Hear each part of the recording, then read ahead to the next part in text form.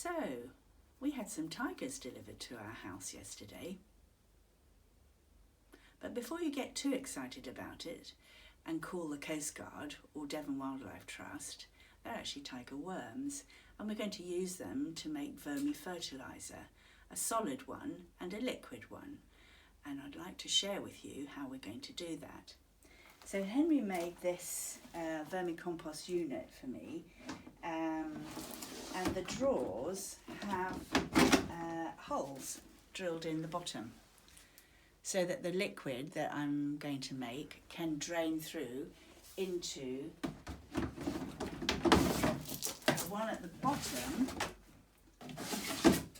bottom, which is solid. Now at the beginning, when I don't have very much vermicompost, we will need to put this at the top. So I'm going to put it at the top here and explain to you how to set one up. So the first thing I'm going to do is put a piece of newspaper across the bottom so that the bedding doesn't fall through those holes. And this bedding is just compost that we've made in the normal way, which is another story. So I'm just going to put some of this in the bottom here. Do you want to have a look? And spread it out.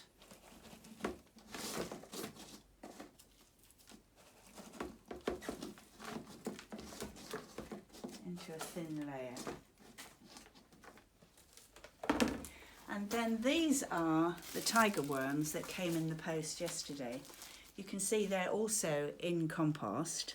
It's probably actually worm poo, because that's actually what we're going to collect.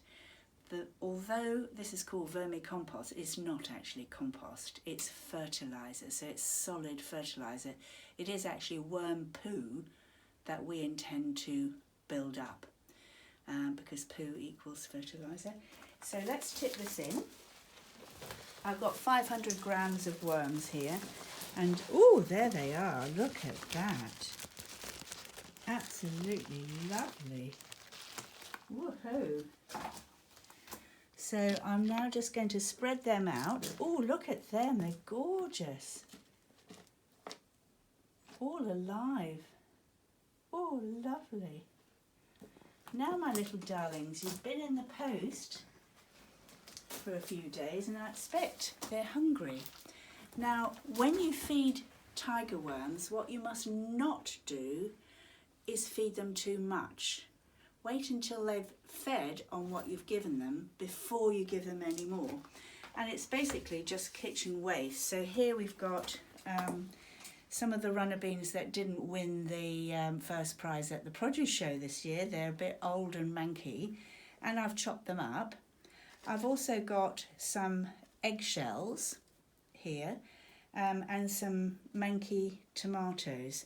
So I'm just going to mix that all up. The eggshells are useful because they will help provide the calcium needed for the worm casts, the eggs, the worm eggs. And legume waste is also very nice because it's got protein in it.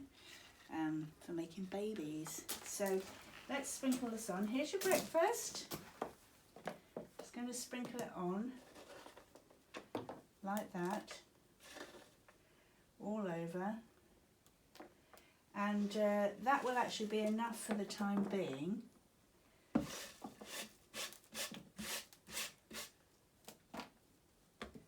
I'm going to just let them settle in and see how that goes. It's possible that there might be too many worms for this tray here, and I'll see how quickly they eat up this breakfast. I'll feed them every time the food disappears and not before. What you don't want to do is to fill this up with loads and loads of food because you want to be nice to them, because that's absolutely the wrong thing to do. It will then really compost like it does in a compost bin. That's not what we're doing. We're producing worm poo. So after let's say 3 or 4 weeks, you might find that the level of black stuff worm poo has gone up to halfway up this tray.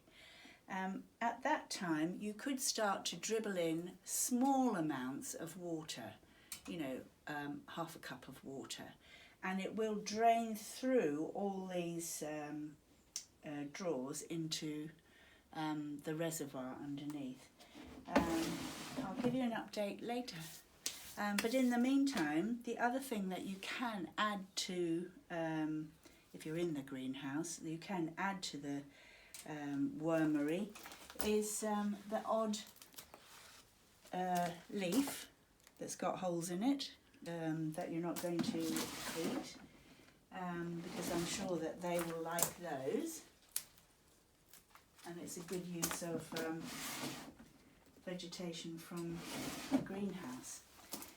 The other nice thing about having a vermicompost unit actually in your greenhouse is that it will produce a lot of carbon dioxide, and next year when the tomatoes are in full swing, the enriched carbon dioxide will make the tomatoes even bigger, and hopefully there'll be a first prize for the tomatoes in the 2021 Bigbury Produce Show.